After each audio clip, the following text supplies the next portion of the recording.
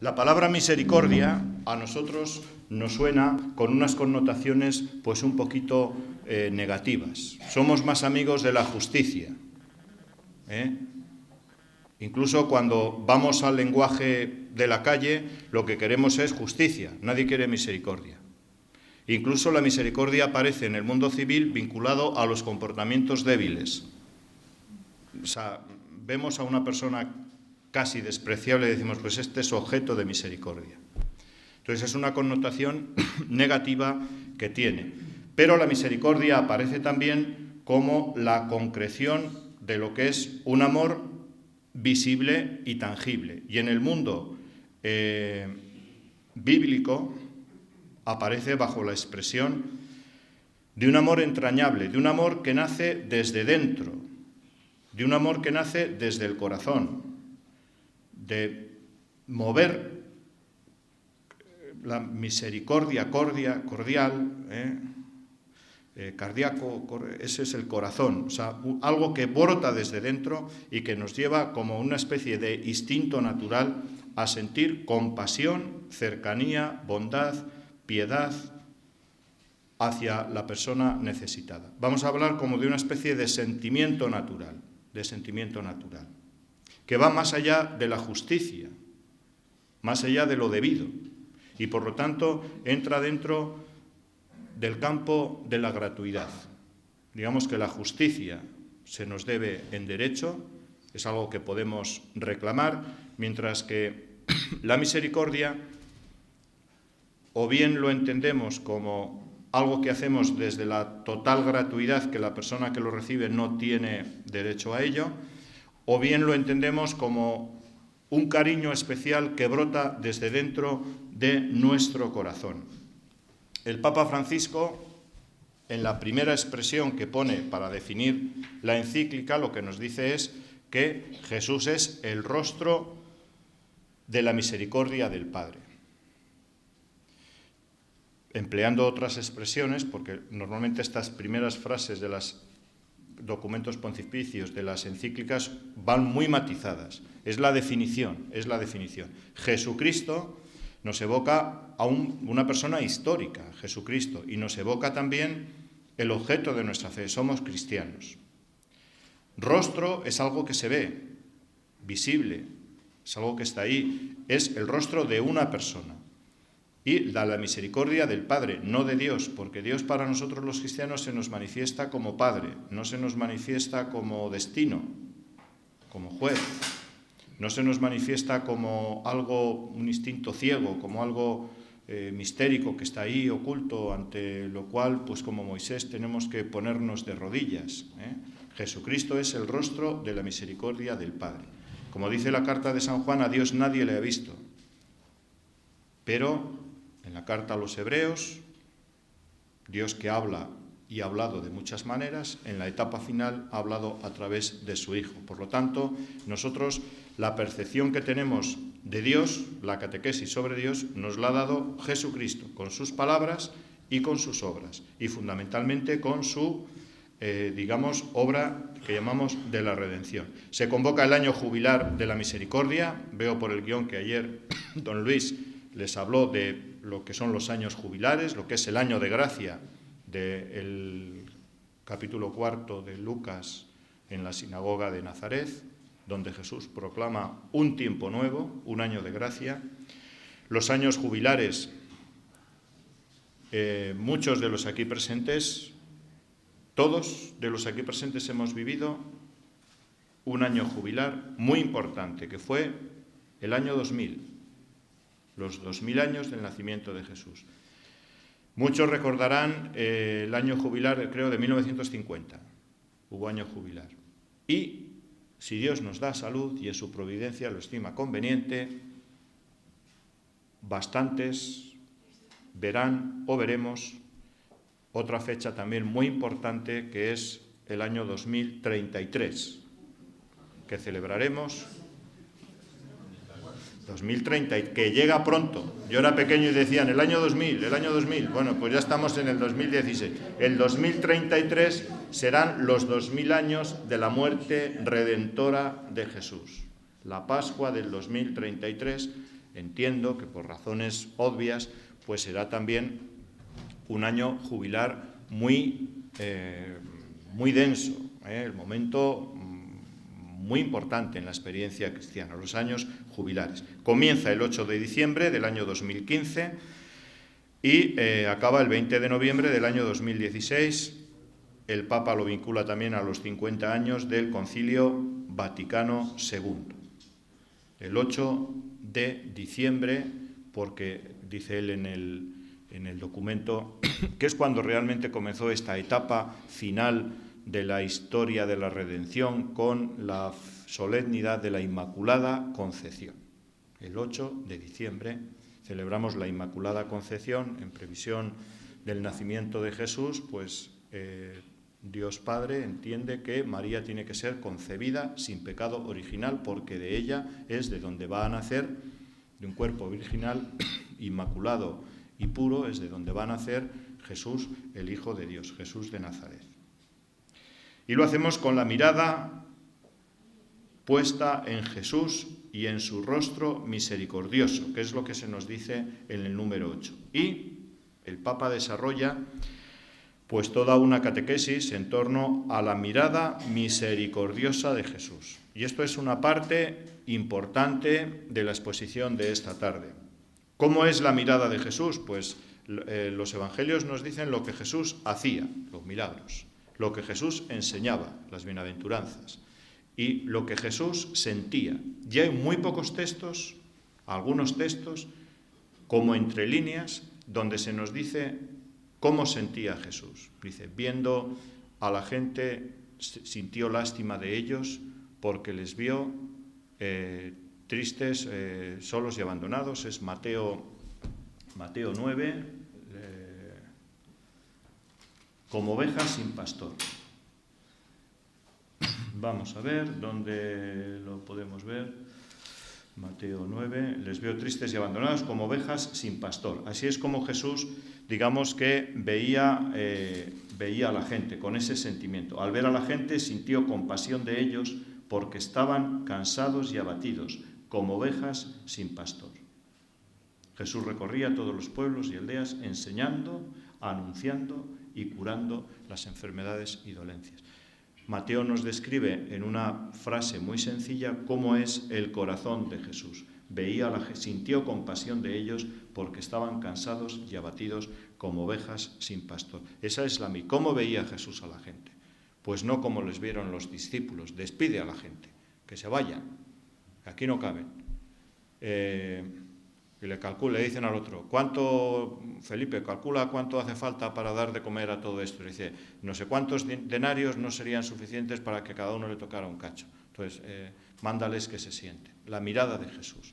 La mirada de Jesús aparece descrita como entre líneas, y es especialmente el Evangelio de Lucas el que más nos transmite estos sentimientos de piedad y de misericordia en el corazón de Jesús. En concreto hay un texto importante por lo que significa, digamos, de expresión. Muchas de las escenas evangélicas tienen una fuerza literaria, es decir, por eso están ahí. Es decir, salen de la ciudad de Naín en Lucas 7:15, si es que está ahí, que en Lucas 7:15 pues aparecen el entierro del hijo de la viuda de Naín. Y entonces pues describe una situación que mueve a piedad y de misericordia. Llevaban a enterrar al hijo único de una viuda. Es decir, en una simple frase, Lucas ha condensado toda la soledad, toda la tristeza y todo el abatimiento. En una sociedad en la que todo dependía de la familia, todo dependía de la relación social, donde al final, si tienes familia, pues tienes cobertura, si no tienes familia, estás solo, salen a enterrar, salen de la ciudad de Naín y llevan a enterrar a un hijo único de madre viuda. Y Jesús le dice, no llores, no llores. O sea, es los gestos de Jesús. Nos describe también la vocación de Mateo, que aparece descrita en el rostro de la misericordia. La vocación de Mateo la subraya el Papa Francisco con una indicación muy clara en el sentido de que le miró con misericordia. Y en la vocación de Mateo aparecen dos aspectos claramente marcados. Por un lado, el encuentro personal provocado por Jesús. Dice, se le quedó, vio Jesús a un hombre que se llamaba Mateo, sentado a la oficina de impuestos, y le dijo, sígueme. O sea, en este vio Jesús, el Papa dice que le vio con misericordia y le eligió. Le miró con misericordia a Mateo. Mateo era pues un traidor a la causa judía, era un publicano, estaba allí el hombre pues recaudando impuestos para los romanos, en una tarea absolutamente ingrata para cualquier judío, y es elegido por Jesús, y es elegido después de una mirada de misericordia. Y ahí, en esa vocación, se nos describe a Jesús con un amor misericordioso. No necesitan de médico los sanos, sino los enfermos. Entender lo que significa misericordia quiero y no sacrificios. Es decir, la invitación que Mateo hace para despedirse de sus amigos, pues causa una tremenda conmoción entre los seguidores de Jesús. ¿Por qué motivo? Porque los seguidores de Jesús eran judíos piadosos. Entonces, cuando ven aquello, pues se sienten tremendamente cuestionados. Dicen, bueno, esto aquí, o sea, este se junta con mala gente, con este que es un traidor, con este que es un colaboracionista con la causa extranjera, que esquilma al pueblo judío y encima hace una merienda aquí con los amigos a lo grande, o sea, gente que manejaba dinero y no había dolor, era una despedida. Por lo tanto, y aquello pues les resultaba, no necesitan de médico los sanos, sino los enfermos. No he venido a llamar justos, sino a pecadores. Entended lo que significa misericordia quiero y no sacrificios. Los gestos de Jesús, que en los textos evangélicos transmiten también enseñanza, no solamente las bienaventuranzas, no solamente las palabras explícitas, sino lo que Jesús hacía y que tanto provocaba a los fariseos, a la gente de orden, a la gente de bien. Las parábolas tienen también un tono, un tono provocador en algunos momentos. Incluso las parábolas tienen una novedad, las parábolas de la misericordia. Dice que Jesús no empleó el lenguaje de los escribas, que eran legalistas, ni empleó el lenguaje de los sacerdotes, que eran ritualistas, sino que acuñó un lenguaje nuevo, que viene de la tradición de los profetas. Jesús era un poeta, que hablaba al pueblo, que iba hablando por las calles y que la gente le entendía, le seguía y además retenían en su memoria lo que iba diciendo. Uno escucha lo de los lirios del campo y lo de los gorriones, y lo escucha una vez y se acuerda de ello.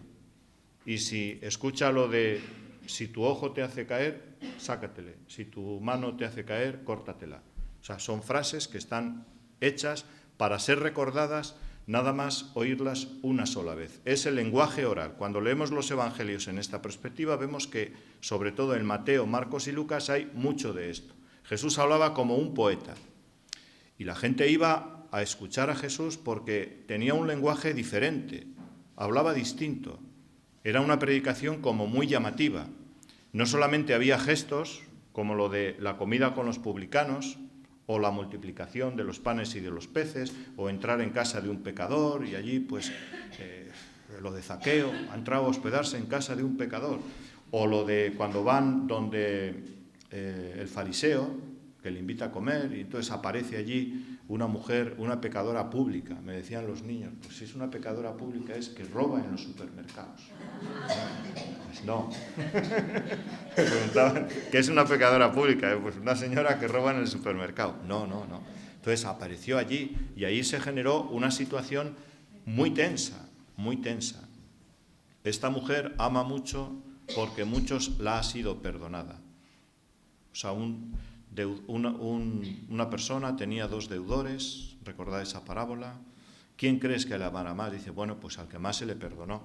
Entonces son estas escenas, estas situaciones, digamos como muy contradictorias, pero era muy llamativo el lenguaje de Jesús, de tal manera que Pablo en las cartas no emplea parábolas, Pablo no emplea más que una alegoría,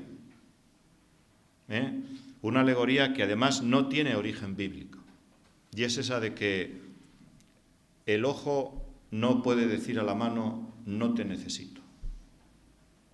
Ahí en el capítulo, creo que 11 o 12 de 1 Corintios, emplean una alegoría. Pero Jesús no empleaba alegorías, usaba parábolas. La parábola del sembrador, la parábola de la red, la parábola de la perla preciosa, la moneda perdida, la oveja perdida, y emplea lo que llamamos las imágenes relacionadas con la misericordia. Un Dios que es presentado como compasivo. Un padre que tiene 2 hijos. Y entonces, como todo el mundo en todas las épocas, con los hijos, pues han dado de cabeza. Cuando empezaban a contar que en una casa había 2 hijos y que uno pues coge y se va y tal. Entonces, cuando los conflictos familiares en Galilea, ¿cómo se resolvían? Tú te has ido de la unidad familiar, te has salido del clan, te has marchado, eras señalado y eras marchado fuera. Piensen que entre nosotros, hoy, todavía, eso es así. Te has casado en contra de la voluntad de tu padre. Te has casado con... piensen todos los conflictos vinculados a las problemáticas familiares. Yo hubo una época en las homilías que me daba por decir que en Castilla, siendo una zona, en fin, tradicional, católica y tal, no había ninguna familia que se salvara de esto. Todas tenían algo. Eso yo lo decía hace 20 años. Esto es algo que se ha acelerado. También es cierto que hay mucha más tolerancia, más comprensión, pues que al final hay que tragar con muchas cosas, llevarlo con paciencia y demás. Pero cuando Jesús comenzaba la parábola diciendo que un hombre tenía 2 hijos, la gente ponía mucha atención porque iba a hablar de conflictos familiares. Los problemas de un padre para mantener unida a su familia. Los problemas de repartir la herencia en vida. Porque repartirla cuando uno ha fallecido, pues es para el que lo ha entregado, pues relativamente fácil, porque ni ve ni oye, pero repartir la herencia en vida, un padre que tiene 2 hijos y que un hijo le reclama lo suyo, frente a como una especie de falta de respeto. La libertad del hijo, que no se sabe muy bien qué tipo de libertad es, que él coge lo suyo y que se marcha a un país extraño, pues allí a vivir, pues a lo grande, o sea, sin problema, ahí, ale. Y enseguida, pues se acabó el dinero, se acabó la fiesta y enseguida nos le describen cuidando cerdos. Y vuelve, dice, como la frase más importante de la parábola del padre que tiene 2 hijos es una palabra, que es recapacitó. Eso me explicaban a mí en el seminario. De toda esta parábola, lo más importante es recapacitó. Cuando el hijo menor que se ha ido de casa y está comiendo las algarrobas y está cuidando los cerdos, dice Lucas, recapacitando, se dijo a sí mismo, ¿cuántos jornaleros en casa de mi padre tienen abundancia de pan, mientras que yo aquí me muero de hambre? Y articula el discursillo, volveré a la casa de mi padre y le diré, Padre, he pecado contra el cielo y contra ti, no merezco ser tratado como hijo tuyo, admíteme como uno de tus jornaleros. Y entonces ya con el discurso preparadillo, pues va para allá, y Lucas nos describe la postura del padre ante el hijo mayor, que no sale de casa a buscarle, o sea, no va a otra provincia y tal, sino que le está esperando, pero le está esperando en su casa. Y la frase, el diálogo con el hijo mayor, el intento de reconciliación, que el hijo mayor no entiende lo que está pasando allí. Estaba muerto, ya vuelto a la vida. Deberías alegrarte. Y ahí se produce una interrupción de la parábola. No sabemos qué pasó. Y esto, pues, que parece... Yo cuando leo esta parábola, digo como los cuentacuentos,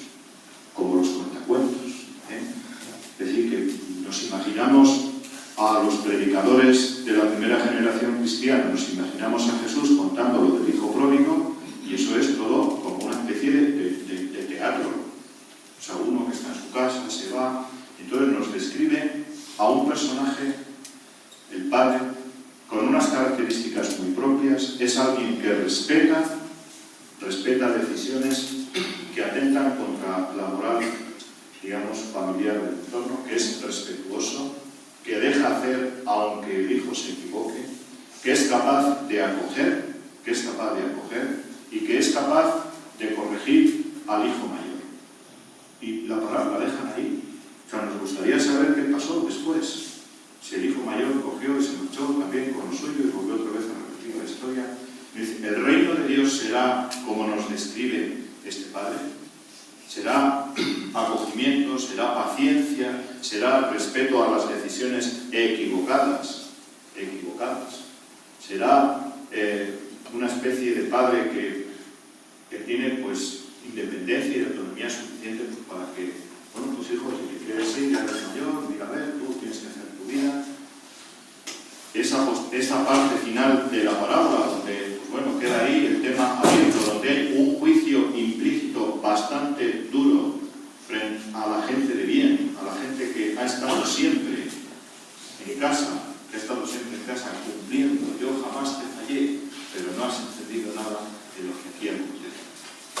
Las parábolas de la misericordia. El hijo pródigo, como es conocido, el padre que tenía dos hijos. Aparece también otra parábola que nos habla de la misericordia, y es que ante Dios no hay méritos. Ante Dios no hay méritos. Dos hombres suben al templo a orar. Uno es un fariseo, el otro es un publicano. Dice que el publicano, el fariseo, puesto en pie, erguido, decía: yo, gracias Señor, porque no soy como los demás. Los demás son son unos tal, unos cual, tal, pero yo pago el diezmo, rezo, tal. Y el publicano atrás, dice, ni siquiera se atrevía a levantar la vista, dándose golpes de pecho, decía: Señor, ten misericordia de mí, que soy un pecador. Dos hombres suben al templo a orar. El único que es escuchado en el templo es aquel que se coloca ante Dios sin méritos, sin obras, se sitúa desde su propia verdad y que ni siquiera presenta un buen propósito, sino que reconoce su propia verdad y se acoge no a la justicia que da a cada uno lo suyo, sino a la misericordia. Se acoge a las entrañas misericordiosas de Dios que en el templo se manifiestan como justificado. Aquel bajó justificado, mientras que el otro salió como entró. El hombre piadoso, que ha hecho más de lo que pide la ley, salió del templo como entró, no ha encontrado el favor de Dios. Es una crítica: misericordia quiero y no sacrificios. Es la escena del fariseo y el publicano. El recaudador, que se ha abandonado a la misericordia de Dios y que sea lo que Dios quiera, sin comprometerse siquiera a un cambio de vida, recibe su perdón. Dice: ya no hay seguridad absoluta para nadie. Nadie se va a ganar el cielo. Nadie va a subir al cielo con una escalera. Nadie va a exigir de Dios que Dios le premie. No hay seguridad absoluta para nadie. Todos tienen que acogerse y apelar a la misericordia de Dios. Pablo, en el comienzo de la carta a los romanos, dirá: los judíos pues han ido con las obras de la ley, con los mandamientos, con las obras, con lo tal. Los griegos han ido con la sabiduría y tampoco han encontrado a Dios. Los que iban con las razones se perdieron. Los que iban con las obras, con la ley, también no cumplían. Entonces Dios nos ha envuelto a todos en pecado para recuperarnos desde la misericordia. Por lo tanto, lo único que salva no son las obras, sino que es la fe en Jesucristo resucitado. Somos justificados por la fe. Aquí luego, como todas las verdades, pues tiene sus complementos. Y aparece también otra parábola en el entorno de la misericordia, que es la parábola del buen samaritano. Era un camino recorrido por los contemporáneos de Jesús, era un camino como muy de paso. Todos sabían lo que ocurría cuando pasaban por tierra de Samaria, por la zona de Jericó, pues en torno a los caminos, bandidos, gente que robaba. Entonces, lo que nos describe la parábola del buen samaritano era una experiencia muy común, que cuando sales de viaje te pueden robar. A mí me decían en Burgos, que en la estación de trenes de Valladolid había un cartel que ponía: cuidado con los carteristas.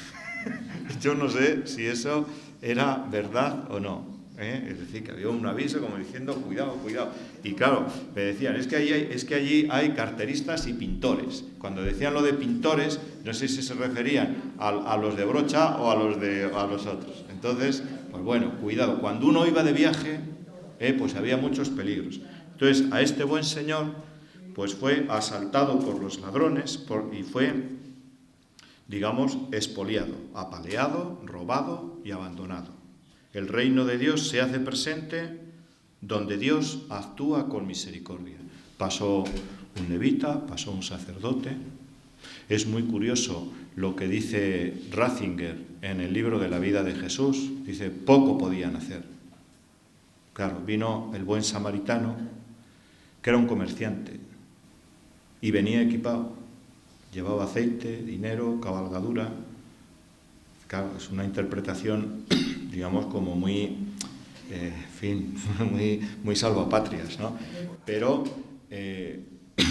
el buen samaritano se encuentra con aquel hombre apaleado, con aquel hombre que estaba tirado al borde del camino, y desde esa misericordia que ejerce con él, desde la gratuidad, desde esa entraña de compasión, donde le lleva a la posada, le venda las heridas, le da aceite y le dice al posadero, esto te doy y si hay más a la vuelta te lo pago. La parábola del buen samaritano, que queda siempre como un ejemplo de caridad para todas las personas que estamos en estos campos. Dichosos los misericordiosos, porque ellos alcanzarán misericordia. Una de las bienaventuranzas claramente es una referencia explícita al ejercicio de la misericordia. Dichosos los misericordiosos. Los gestos de Jesús, las enseñanzas de Jesús y la bienaventuranza. La misericordia, dirá el documento, el rostro de la misericordia, el documento de la bula papal, es la viga maestra que sostiene la vida de la Iglesia. El lema del año jubilar, misericordiosos como el Padre. Nosotros como creyentes tenemos la obligación de ser como el buen samaritano, pero el buen samaritano nada se nos dice de su motivación de fe. Fue alguien que se sintió impelido, llevado a actuar por un sentimiento natural de misericordia. Es decir, nosotros vamos por la calle, nos encontramos allí, ¡ay, pobre mujer, vamos a ayudarla y tal! Misericordiosos como el Padre. Dios en su actuar eterna es su misericordia. Y en su misericordia vivimos y en su misericordia somos salvados. Porque no estamos salvados por nuestras buenas obras. Por nuestras buenas obras. Yo estaba en el seminario y había de las lecturas que hacíamos, había uno que provenía de René Boilón, y el Carlos Carreto y toda esta gente. Decía, es casi imposible hacer un acto de caridad perfecto. Casi imposible. ¿Por qué? Porque siempre hay algo de interés o de vanagloria o de satisfacción personal. O sea, es muy difícil la pura gratuidad en el ejercicio de la caridad. Entonces, en esta situación, nosotros, misericordiosos, no en la filantropía, no en la dignidad humana, no en los derechos humanos, que también y que es muy importante, no en la igualdad, sino misericordiosos como el Padre. Y mirando al Padre, todos somos hermanos, también los malos hermanos, también aquellos que decimos son pecadores, también aquellos que están fuera del redil, la oveja perdida, también aquellos que se han ido y que tienen derecho a ser recibidos cuando vuelvan a casa, porque hay que reintegrar en la unidad familiar. La gente ponía mucha atención porque van a hablar de los problemas familiares. Un hombre tenía 2 hijos, entonces ya todo el mundo estaba allí, cuidado, a ver qué va a pasar, porque esto lo tengo yo en casa. Misericordiosos como el Padre. Dirá el Papa que esto nos lleva a colocarnos a la escucha de la palabra, el valor del silencio sigue con algo que al Papa Francisco le gusta mucho, eso de los chismorreos. Habla de los chismorreos cuando el Papa habla de la crítica eclesial, todo esto. Bueno, no juzgar ni condenar, lógicamente no va a emplear ese lenguaje así tan borgiano. El Papa era muy amigo de Borges. Si alguien ha leído algo de Borges, son imágenes como muy... Entonces le queda algo de esto. Entonces, pues hombre, no va a poner en una encíclica lo de los chismorreos y lo de la que no hay que criticarnos, que esto es con cáncer y tal. Dice, bueno, pues colocarnos a la escucha de la palabra, el valor del silencio, no juzgar, no condenar, perdonar y dar. Habla del valor de la peregrinación hasta llegar a la puerta santa de la misericordia, siendo, digamos, purificados. Y especialmente para nosotros, los que estamos en las Cáritas parroquiales, los que estamos en Cáritas, los que andamos en estas cosas, pero también para todos los cristianos. Tenemos el número 15, que es explícito y claro, y hay que leerle varias veces. En este año santo podremos realizar la experiencia de abrir el corazón a cuantos viven en las más contradictorias periferias existenciales. Es decir, yo aquí en el Paseo Zorrilla, estamos aquí en el Paseo Zorrilla. Yo cuando estaba en Cojeces del Monte, en Torrescárcela, en referencia a la persona que me ha saludado, o en Nava del Rey, pues yo venía aquí, yo pensé que todo era como el Paseo Zorrilla, O sea, la Acera Recoletos, la calle Santiago, la Plaza Mayor, el Corte Inglés, el Carrefour y ya está. Yo pensé que era eso, pero claro, luego es que ves cada cosa. Las periferias, las contradictorias periferias existenciales, que con frecuencia el mundo moderno dramáticamente crea. ¿Cuántas situaciones de precariedad y sufrimiento existen en el mundo de hoy? ¿Cuántas heridas sellan la carne de muchos que no tienen voz porque su grito se ha debilitado y silenciado a causa de la indiferencia de los pueblos ricos? Hay uno en Cáritas Española que estaba obsesionado, es decir, una emergencia, pues lo del Mitch, o lo del tsunami, o ha habido un terremoto en Chile y tal. Entonces los medios de comunicación nos meten las tragedias. Y este se obsesionó con los conflictos olvidados, con las emergencias olvidadas, con guerras que llevan 40 años y que están ahí y que nadie oye hablar de ello y dice, no, pues es que esto, pero todavía hay guerra en Eritrea. Y de aquello del Congo que tanta guerra dieron, lo del Chad, y esto todavía sigue. Es decir, los conflictos olvidados. No caigamos en la indiferencia que humilla, la habitualidad que anestesia el ánimo. Nos habituamos a ver las cosas y al final acabamos diciendo que esto es normal. La indiferencia, la habitualidad y el cinismo. ¿Qué es el cinismo? Dice la Biblia, no corras a curar la herida del cínico. No te esfuerces, no tiene remedio. ¿Qué es un cínico? Es una persona que se ríe de la verdad. Sabe que es la verdad, pero se ríe de ella. Lo desprecia. La Iglesia será llamada a curar aún más estas heridas, a aliviarlas con el óleo de la consolación, a vendarlas con la misericordia y a curarlas con la solidaridad. No caigamos en la indiferencia, en la habitualidad, en el cinismo. Abramos nuestros ojos para mirar las miserias del mundo, las heridas de tantos hermanos y hermanas privados de la dignidad y sintámonos provocados a escuchar su grito de auxilio. Nuestras manos estrechen sus manos y acerquémoslos a nosotros para que sientan el calor de nuestra presencia, de nuestra amistad y de la fraternidad. Que su grito se vuelva el nuestro y juntos podamos romper la barrera de la indiferencia que suele reinar campante para esconder la hipocresía y el egoísmo. Es mi vivo deseo que el pueblo cristiano reflexione durante el jubileo sobre las obras de misericordia, corporales y espirituales, lo más clásico en la tradición cristiana hablando de moral. Será un modo de despertar nuestra conciencia, muchas veces aletargada ante el drama de la pobreza, y entrar todavía más en el corazón del Evangelio, donde los pobres son los privilegiados de la misericordia divina. La predicación de Jesús nos presenta estas obras de misericordia para que podamos darnos cuenta si vivimos o no como discípulos suyos. Por lo tanto, un criterio de valoración y de discernimiento. La caridad se convierte en criterio de fe. Puedes creer mucho, pero si hay poca caridad, el criterio te dice no va bien. Redescubramos las obras de misericordia corporales: dar de comer al hambriento, dar de beber al sediento, vestir al desnudo, acoger al forastero, asistir a los enfermos, visitar a los presos, enterrar a los muertos. Y no olvidemos las obras de misericordia espirituales: dar consejo al que lo necesita, enseñar al que no sabe, corregir al que yerra, consolar al triste, perdonar las ofensas, soportar con paciencia a las personas molestas, rogar a Dios por los vivos y los difuntos. No podemos escapar a las palabras del Señor y en base a ella seremos juzgados. Si dimos de comer al hambriento, de beber al sediento, si acogimos al extranjero, vestimos al desnudo, si dedicamos tiempo para acompañar al que estaba enfermo o prisionero.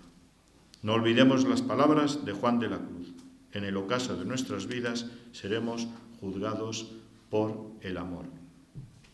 Ya para ir acabando, sabéis que en esta diócesis se abrió la Puerta de la Misericordia en la calle Santuario y se abrió la Puerta de la Caridad en la parroquia de la Milagrosa, en el centro que tienen allí los paules y la obra social. Veo ahí a los de la Cruz Desnuda, que estuvieron franciscanos, que estuvieron el domingo pasado. Entonces, la peregrinación, el gesto, digamos, penitencial de pasar con una especie de conversión la puerta, abrir la puerta de la caridad, que se abre no hacia adentro como la de la misericordia, sino hacia afuera, porque los pobres con mucha frecuencia están fuera. El rezar allí, el conocer lo que se está haciendo y luego pues la entrega de la limosna penitencial. Es, digamos, algo que se recomienda hacer especialmente en esta cuaresma del año jubilar. Las 24 horas para el Señor, el viernes, sábado del domingo cuarto de cuaresma, el sacramento de la reconciliación, un sacramento que tendríamos que sacarle de lo ritual para entrar en la experiencia, digamos, del perdón, misioneros de la misericordia. El tema dice, ha ganado la indulgencia plenaria. Ya habla en el número 22 de lo que supone pues ese tema de la indulgencia plenaria, la indulgencia. Dios nunca se cansa de ofrecerlo de manera siempre nueva e inesperada. Llevamos en nuestra vida las contradicciones que son consecuencia de nuestros pecados, la huella negativa que los pecados dejan en nuestro comportamiento, sobre todo cuando se convierten en hábitos. Alcanza al pecador perdonado y lo libera de todo residuo. Ir al encuentro de la debilidad de unos, esto de las indulgencias supone también la comunión de los bienes espirituales en la Iglesia Católica. Ir al encuentro de la debilidad de unos con la santidad de otros. El perdón se extiende también sobre toda la vida del creyente. Yo les invito, volvemos al principio. Primero,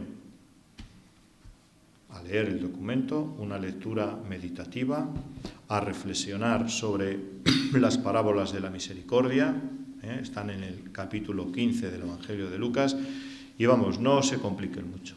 Abran en los textos evangélicos y se van a encontrar con escenas, con gestos, con miradas, con comportamientos de Jesús que nos hablan de la misericordia de Dios Padre para con nosotros en Jesús, manifestada en Jesús, en la vida de Jesús de Nazaret. Y luego concretado y llevado a la vida a través de las obras de misericordia, las corporales y las espirituales. Y luego ya en las catequesis posteriores el Papa decía que no conviene separarlas. Decía en sus enseñanzas, no es que haya unas por un lado y otras por otro, sino que es que al final el mismo corazón es el corazón del que brota la misericordia. Entonces, pues esto es facilito. Yo les agradezco la paciencia y la escucha. Veo veo caras mirando y caras levantadas, que es muy importante, muy importante. Y luego, pues lo que es la aplicación concreta. Estamos en tiempo de Cuaresma en el año jubilar de la Misericordia, donde pues es importante que, en fin, pues las cosas algo sea de otra manera.